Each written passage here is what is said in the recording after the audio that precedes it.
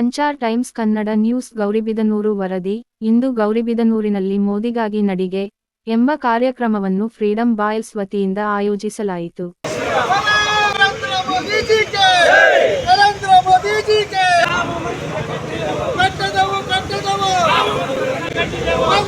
ನಗರದ ವಾಲ್ಮೀಕಿ ವೃತ್ತದಿಂದ ಪ್ರಾರಂಭಿಸಿ ಅಂಬೇಡ್ಕರ್ ವೃತ್ತ, ನಾಗರೆಡ್ಡಿ ವೃತ್ತ, ಸಂಗೊಳ್ಳಿ ರಾಯಣ್ಣ ವೃತ್ತ, ಬಜಾರ್ ರಸ್ತೆ ಮುಖಾಂತರ ಮಹಾತ್ಮ ಗಾಂಧಿ ವೃತ್ತಕ್ಕೆ ತಲುಪಲಾಯಿತು. ಈ ಕಾರ್ಯಕ್ರಮದಲ್ಲಿ doctor Shashidhar, Ramesh Rao Selke, market Mohan, Jayanna, doctor Adimurthy Reddy, ಬಿಜೆಪಿಯ ಯುವ ಮುಖಂಡರಾದ ಭರತ್ ರೆಡ್ಡಿ, ದರ್ಶನ್ ರೆಡ್ಡಿ, ನವೀನ್, ಮಂಜುನಾಥ ರೆಡ್ಡಿ, ಪರಿನಿಧಿ ಮಂಜು, ಮಾರುತಿ, ಶ್ರೀನಾಥ್, ಬಳ್ಳಾರಿ ವೆಂಕಟೇಶ್, ಸುರೇಶ್, ಫ್ರೀಡಂ ಬಾಯ್ಸ್ನ ಎಲ್ಲಾ ಕಾರ್ಯಕರ್ತರು, ಬಿಜೆಪಿಯ ಮುಖಂಡರು, ಮೋದಿ ಅಭಿಮಾನಿಗಳು ನೂರಾರು ಸಂಖ್ಯೆಯಲ್ಲಿ ಭಾಗವಹಿಸಿ ಕಾರ್ಯಕ್ರಮವನ್ನು ಯಶಸ್ವಿಗೊಳಿಸಿದರು.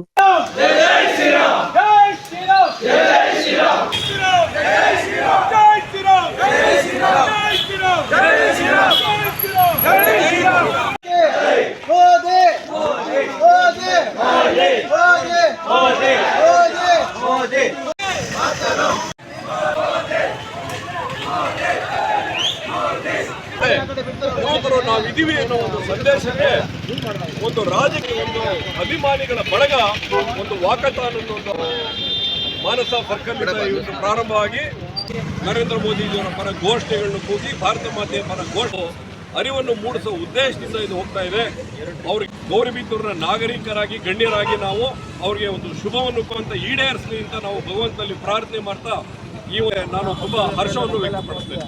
ಈ ಒಂದು ಮ್ಯಾರಥಾನಲ್ಲಿ ಈ ಸುಡು ಬಿಸಿಲಿನಲ್ಲೂ ಮೇಲೆ ಜೊತೆ ಹೆಜ್ಜೆ ಹಾಕಿ ನರೇಂದ್ರ ಮೋದಿ ಅವರು ಈ ದೇಶದ ಮತ್ತೊಮ್ಮೆ ಪ್ರಧಾನಿ ಆಗಬೇಕು ಅಂತ ನಮ್ಮೆಲ್ಲರ ಕನಸು, ಬಯಕೆ.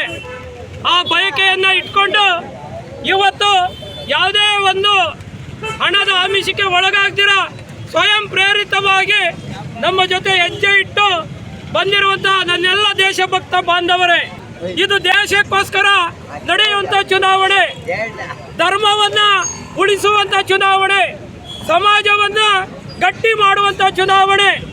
ವಿಶ್ವ ನಾಯಕ ನರೇಂದ್ರ ಮೋದಿ ಅವರನ್ನ ನಾವು ಕಳ್ಕೊಂಡಿದ್ದೇ ಆದರೆ ನಾಳೆ ನಮ್ಮ ಭವಿಷ್ಯದಲ್ಲೇ ನಮ್ಮ ಮಕ್ಕಳಿಂದ ಹಿಡಿದು ನಮ್ಮ ಜೀವನ ದುಷ್ಟಕರವಾಗಿರುತ್ತೆ.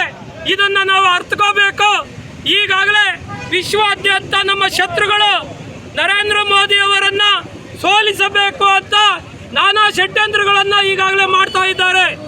ಪಾಕಿಸ್ತಾನದಿಂದ ಹಿಡಿದು ಚೈನಾದಿಂದ ಹಿಡಿದು ಅಮೆರಿಕವರೆಗೂ ನಮ್ಮ ವಿರೋಧಿಗಳು ನರೇಂದ್ರ ಮೋದಿ ಬರಬಾರ್ದು ಅಂತ ಈಗಾಗಲೇ ನಮ್ಮ ವಿರೋಧಿದವರನ್ನ ಇಟ್ಕೊಂಡು ಷಡ್ಯಂತ್ರವನ್ನ ಮಾಡ್ತಾ ಇದ್ದಾರೆ.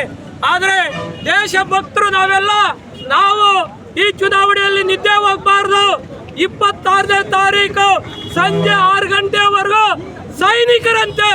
ಸೈನಿಕರಂತೆ ನಾವೆಲ್ಲ ಕೆಲಸ ಮಾಡಿ ನರೇಂದ್ರ ಮೋದಿ ಅವರ ಪರವಾಗಿ ನಾವೆಲ್ಲ ಕೆಲಸ ಮಾಡಿ ಸುಧಾಕರ್ ನರೇಂದ್ರ ಮೋದಿ ಅವರ ಅಭ್ಯರ್ಥಿ ಸುಧಾಕರ್ ಅವರನ್ನ ಗೆಲ್ಲಿಸಿ ಕಳಿಸಿದ್ರೆ ನರೇಂದ್ರ ಮೋದಿ ಅವರು ಪ್ರಧಾನಿ ಆಗ್ತಾರೆ.